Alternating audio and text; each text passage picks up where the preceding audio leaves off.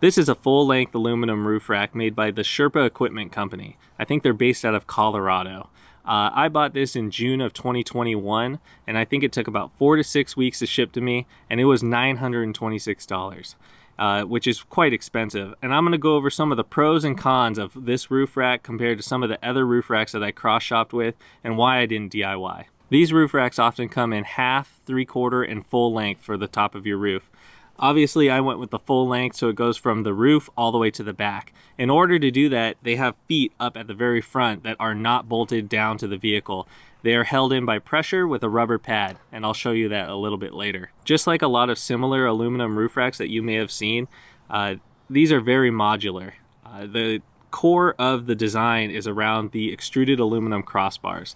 These are a commercial off-the-shelf item that you can buy in a lot of different places, most commonly these days from T-Nuts, but you can also get them on eBay or even Amazon. The sides are about a 1/4 inch thick aluminum plate. They run the full length and they look like they've been water jet or laser cut or something. And they have handholds, which are nice, and a little design. The hardware is stainless steel, and it taps perfectly into the extruded aluminum crossbars, which end up holding the whole thing together nice and tight. So let's jump into the price. I paid $930 before tax. I believe shipping was free, and that is a lot. So if you know me and you've seen my channel, you know I'm kind of a DIY person. So of course I looked into, can I make this myself? When I looked at all the cost of the materials, especially the extruded aluminum crossbars in the quantity that I wanted, which is very similar to, you know, what you would find in a purchased roof rack like mine, it ended up being extremely close to if I just bought it. So what that tells me is that there's little room for error. So on one hand, I could get the benefit of doing like a DIY project. I could make a cool video for you guys, which is like really cool and fun. On the other hand, if I screw up, you know, in cutting the side panels, or if I screw up in building the feet, which I'll show you later are a little bit more complex, then I'm incurring more expense because I got to buy more materials. And then I very quickly just hit the cost that it would have been if I were to purchase it from a reputable company that has been cranking these things out for quite a while now. So, you know, that's one of the things that you got to take into account when you're doing DIY stuff is ultimately, is it worth it? So, you know, I'm not making any money off of YouTube. Maybe one day I will be enough that I can start doing DIY projects that wouldn't necessarily be financially sensible. So the biggest selling point for me was that the entire roof rack, other than the stainless steel mounting bolts and the hardware that mounts to the roof, is aluminum. And that kind of helps stave off corrosion. It means I don't have to worry about it rusting out or anything like that. And that's a big thing for me. When I made the purchase, you have the option for a little bit more to get the entire roof rack powder coated in black. Then they buy the extruded aluminum crossbars in black. I opted for just bare aluminum, and I think that kind of looks cool. And you know, that's a subjective thing, but this is just an example of something that you can do very easily with aluminum that you can't do necessarily with steel without treating it with some sort of clear coat or paint. So the number one reason why I bought this rack over others is the mounting feet. This is something that I looked into for a lot of different racks. I looked into how they mount to the vehicle and what they use. So the way that the Sherpa Crestone rack differs from others, it utilizes a separate 90-degree piece that mounts to your roof and then gets bolted independently to the rack. So something like a Prinsu rack and some of the others, the side piece is all one unit and it is bent into a foot, and then that gets mounted to the vehicle. But the part that really interested me the most is the mounting to the vehicle itself. So the Sherpa Crestone utilizes a large rubber block that is sleeved with little steel tubes, and then that gets mounted onto the roof, and then it gets cinched down with your mounting hardware bolts. So the rubber itself creates the seal, and there's no silicone, there's no, you know, goopy black sealant or anything like that. This is all that's required, and I really liked that design.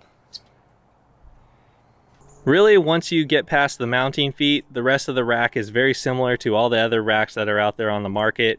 There are very small visual changes that are different, and that is all completely subjective and up to how you want to use the rack and what kind of things that you're into.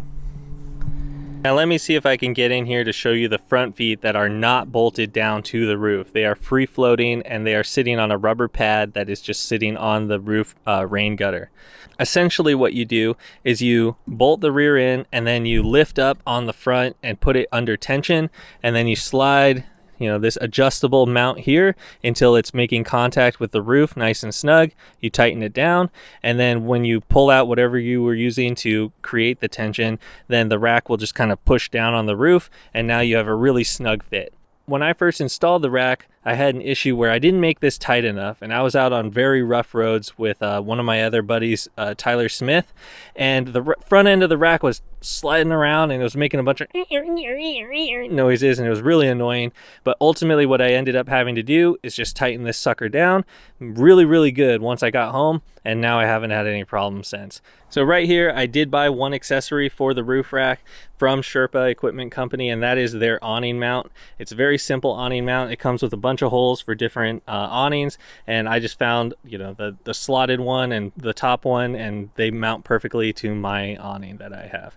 And then it's made out of 1/4 inch aluminum. It's super sturdy and super simple, so I went ahead and splurged a little and got that. Just like all extruded aluminum roof racks, they have these channels that you can put T-nuts. Here's like an example of a couple loose T-nuts that I have in here that I just slid in from the back. They also have the drop-in style T-nuts, and right here I have some stainless steel eye bolts, and they're just kind of down out of the way, and if I do need them, then I can just easily pop them out, put them into one of the top tracks, and then I have a nice tie down. So everything's nice and flush. Over here, if you've been watching my channel, you will remember that I put these angle iron brackets in. These are very simple brackets that I'm going to be using to mount a rifle case to the roof for when I'm doing snow wheeling trips. And I'm just going to keep all of my dirty, gross, wet recovery gear in that. That way I don't have to keep opening up the trunk of the vehicle and getting into the rear. So it's going to be something that I'm experimenting with. We'll see if it's worthwhile or if it's something that I ditch later. So with the Sherpa Equipment Company roof rack, you get, just kind of like a nice little design. This is something that every company seems to kind of put their own spin on, and a lot of it is slotted as opposed to just single holes. That way all of these crossbars can just move back and forth wherever you want them to go. These are handholds. They're a little rough, so if you wanted to, you could smooth them out a little with like a file or something, but I find them still useful, or I can just grab the whole top of the roof rack. And then there's these little holes that I think can be used for lights or tie downs maybe. I haven't really used them for anything other than just putting like a bungee cord or a strap through them. You can see here on the rear, there's adjustability when you put the rack on. I've got mine super tight up to the radio. This isn't something that I really care about or use. It's not making contact, even though it just barely looks like it is, but you could just move the entire rack back maybe 1/8 of an inch or so, but I wanted it as close to the windshield as possible. So Sherpa does offer a fairing that has a notch in it that you can use to mount a low profile light bar. You see that very often. I went ahead and got the full width fairing, and if I do decide to do a light bar or something, I'll just cut it myself probably. It's not really that big of a deal, and it should turn out fine. One of the other pros, since this roof rack is all aluminum, is that the entire full length thing only weighs 51 pounds. And that's really nice when you're trying to keep weight on your roof down as much as possible. I don't want to raise my center of gravity and be top heavy if I don't need to. And having a heavy roof rack just, removes payload capacity for things that you want to put on there. So this has a 300-pound dynamic payload and a 700-pound static payload, which is on par with a lot of the other roof racks that are out there on the market. So in addition to the way that the feet are mounted, probably the #1 reason I bought a roof rack like this is because of how low profile it is. So, I did a lot of measuring, I did a lot of comparisons with different roof racks. I prefer the tube style roof racks, something like a Gobi, or there are a lot of people who make custom roof racks like that. But with this roof rack, it's both modular, so if I wanted to, I could completely change the whole layout of the crossbars and everything, because they just unscrew and can be moved around. But it's also extremely low profile. So I can't quite remember. Let's get a tape measure. Okay, even better. I've got an angle here. So we're looking at 3.5 inches, you know, off from the side. And then if I go to, you know, one of the crossbars here in the center, we're looking at about 2.5 inches.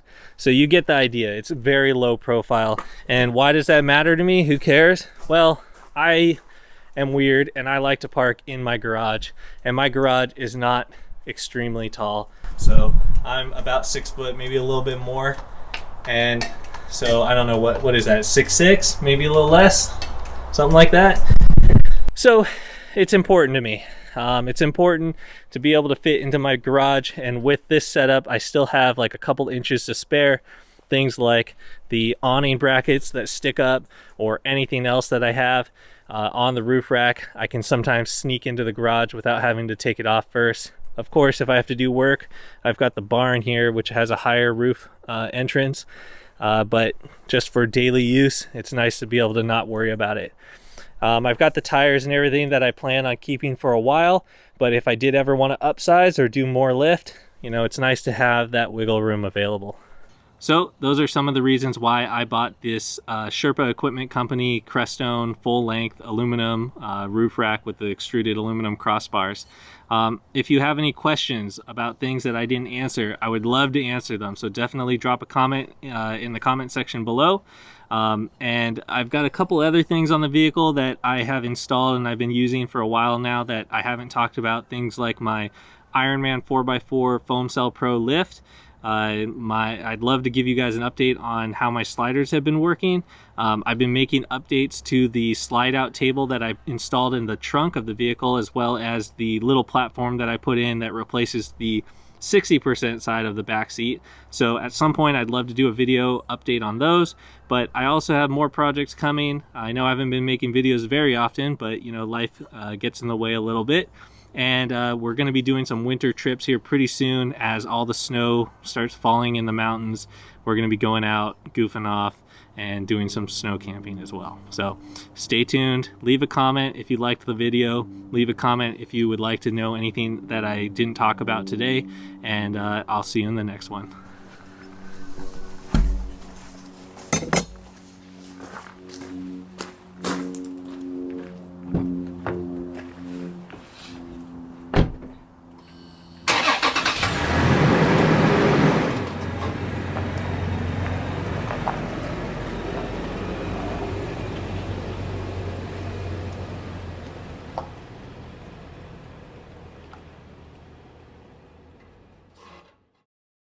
What the heck have you been doing lately if you haven't been working on car stuff, Zach? Well, I've been working on home projects, Zach.